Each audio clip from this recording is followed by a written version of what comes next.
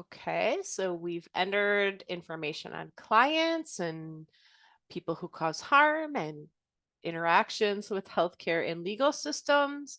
Now we're going to enter the services aspect, the real work of what you do. And we're going to start with adding services to the survivors themselves.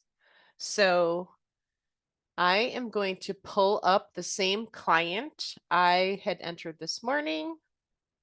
And I don't see them here, so I'm going to just search for them.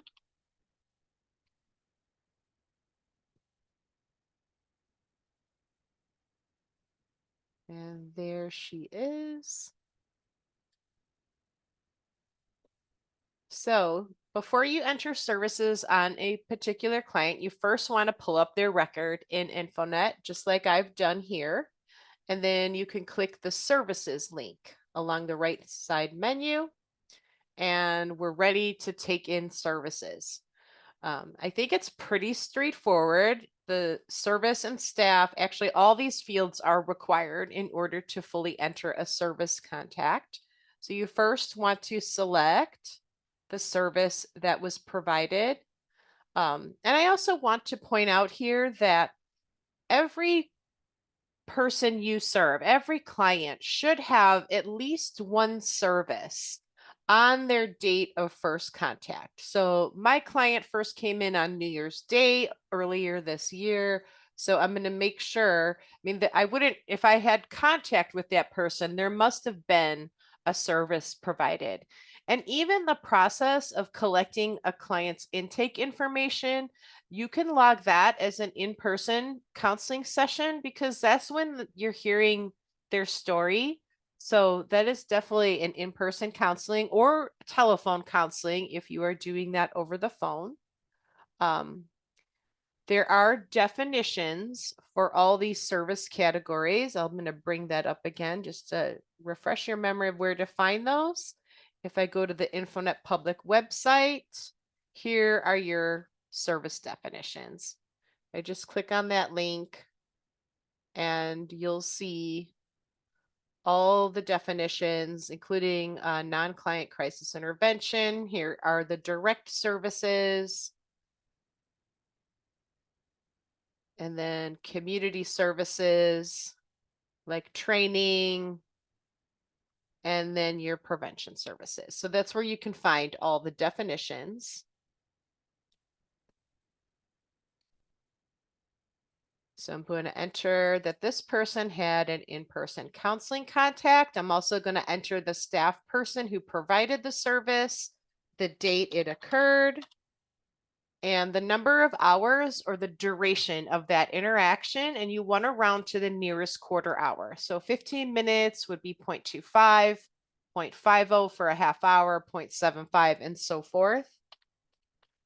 And if you just, after I'm entering the hours, if I just click outside the row, a new one will open up for me and I can enter more services.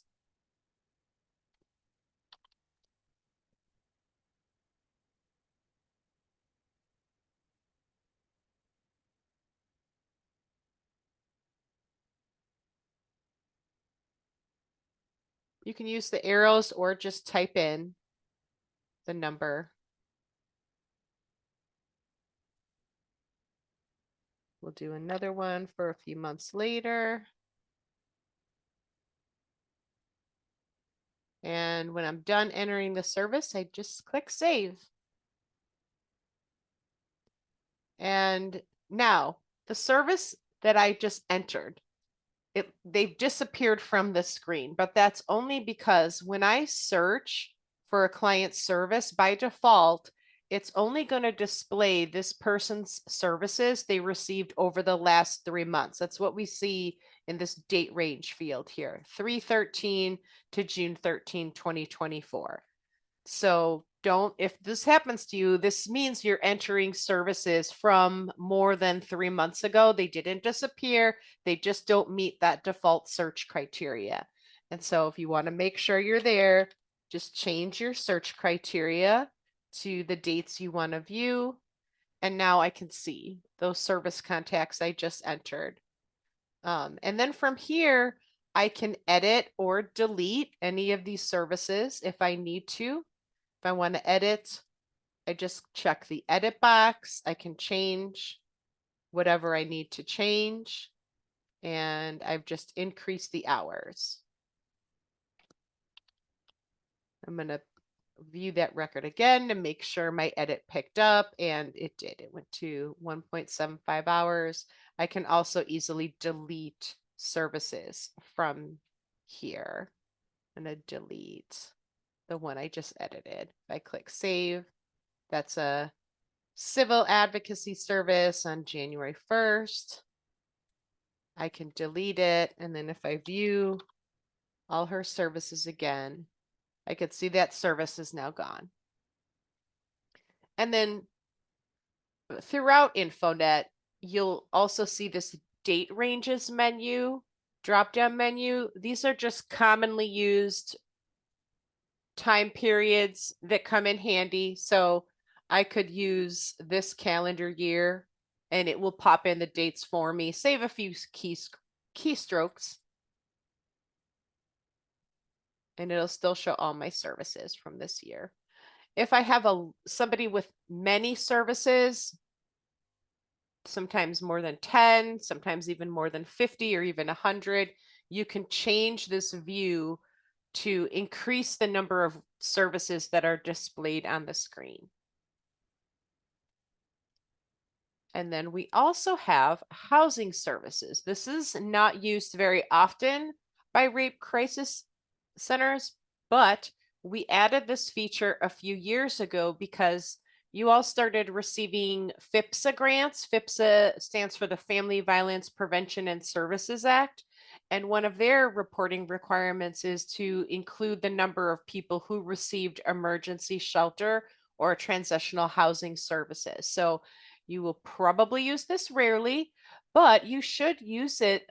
Maybe you don't have an on-site shelter, maybe you do, but even if you don't, some programs have provided emergency shelter vouchers so that your client can stay in a local motel or hotel in the area as a safe place to stay temporarily. So if you provide that sort of service, it's a little bit different. So it's entered in a different section called housing services. And you simply pick one of the three housing service. The example I just described, that would be off-site shelter. So I would select off-site shelter.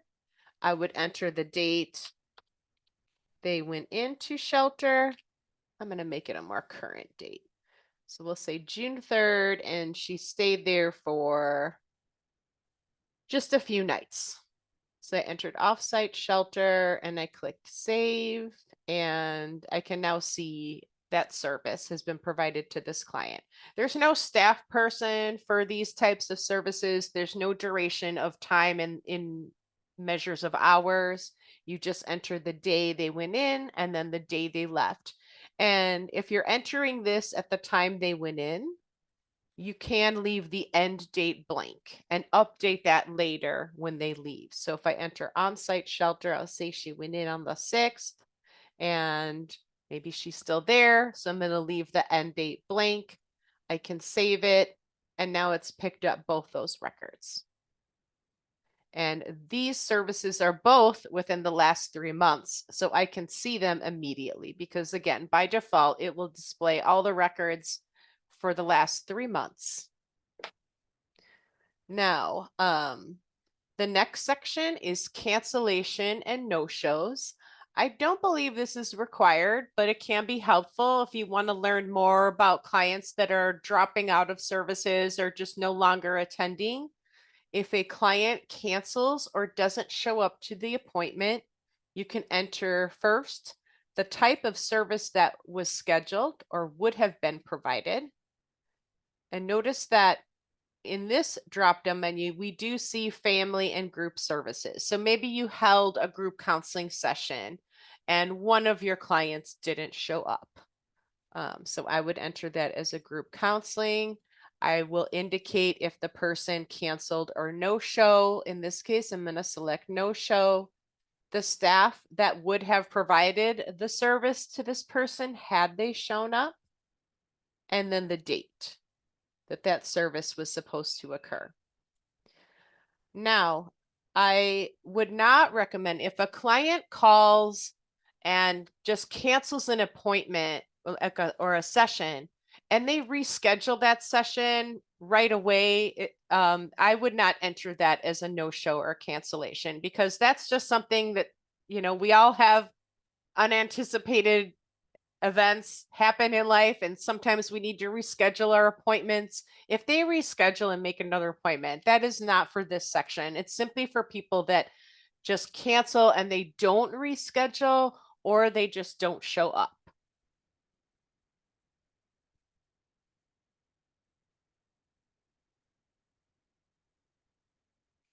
Okay, so that concludes services and housing and cancellations for your clients.